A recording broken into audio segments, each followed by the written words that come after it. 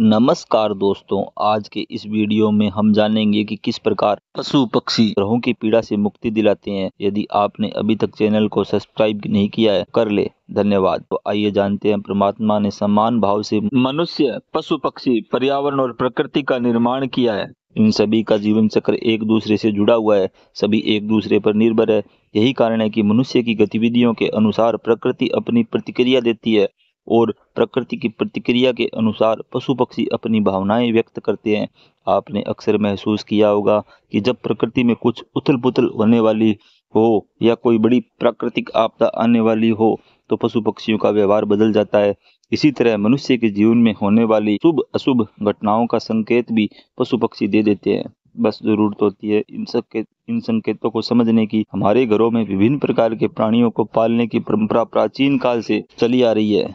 इनमें पशु भी होते हैं और पक्षी भी। ज्योतिष शास्त्र में पशु पक्षियों को पालने के लिए कुछ नियम बताए गए हैं, क्योंकि कोई भी व्यक्ति किसी भी पशु या पक्षी को नहीं पाल सकता है, क्योंकि ज्योतिष के अनुसार ग्रह नक्षत्रों के साथ विभिन्न प्रकार के प्राणी संबंध है। उदाहरण के तौर पर किसी के लिए कुत्ता पालना शुभ हो सकता है, लेकिन किसी के लिए नुकसानदायक भी हो सकता है। किसी के लिए तोता, कबूतर या अन्य पक्षी पालना फायदेमंद होता है, तो किसी के ग्रह इसके विपरीत प्रभाव भी दे सकते हैं। यह जरूरी नहीं है कि अपने ग्रह से संबंधित पशु या पक्षी को पाला ही जाए। सेवा करने से भी ग्रहों की अनुकूलता प्राप्त की जा सकती है। तो आइए जानते हैं ज्योतिष के अनुसार किन ग्रहों की पीड़ा से मुक्ति के लिए किन किन पशु पक्षियों की सेवा करनी चाहिए। यदि जन्म कुंडली में सूर्य अगर खराब फल दे रहे हैं तो घोड़े की सेवा करें, उसके चारा पानी का प्रबंध करें। पक्षियों में बुलबुल, हंस और अन्य गाने वाली चिड़ियों के लिए अपने घर की छत पर या आंगन में दाना पानी रखें।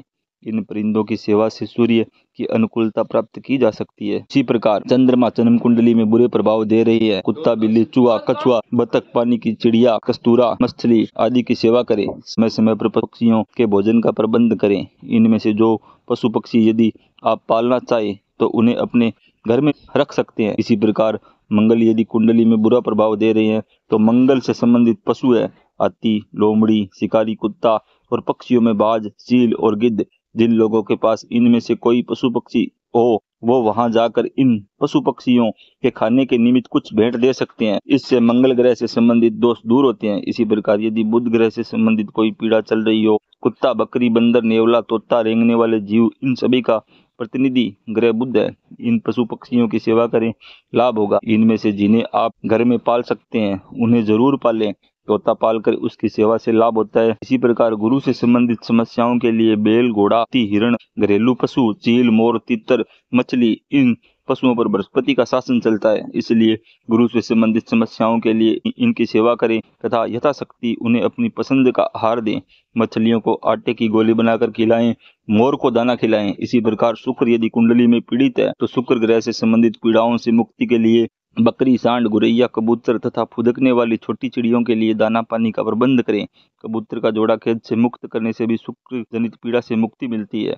गुरैया के लिए घर पर दाना पानी तथा घोंसले की व्यवस्था करना भी शुक्र जनित पीड़ा से मुक्ति प्रदान करता है। इसी प्रकार शनि कुंडली में खराब फल दे रहा है अथवा साढ़े सती आदि से आप परेशान हैं तो बिल्ली, गधा, खरगोश, भालू, ऊंट, भैंस, जहरीले जीव जंतु, समुद्री मछली, उल्लू, इन सभी जीवों पर शनि का आधिपत्य है। शनि की पीड़ा से मुक्ति के लिए इन पशु पक्षियों की सेवा करें, इनके लिए चारे आदि की व्यवस्था करें। इससे शनिदेव प्रसन्न रहेंगे। और इसी प्रकार राहु केतु यदि कुंडली में बुरे प्रभाव दे रहे हैं तो जहरीले जीव जंतु जैसे काले भूरे रंग के पशु पक्षी और राहु और केतु का आधिपत्य है। इन दोनों ग्रहों की पीड़ा होने पर इन रंगों के जंतुओं की सेवा करें तो लाभ मिलेगा। हमारे सनातन धर्म में जीव हिंसा पाप की श्रेणी में आता है।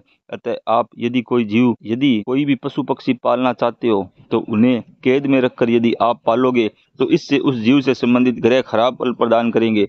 अतः आप उन्हें पालते समय इस बात का विशेष ध्यान रखें। इसी प्रकार ज्योतिषीय जानकारी के लिए चैनल को लाइक और सब्सक्राइब करें।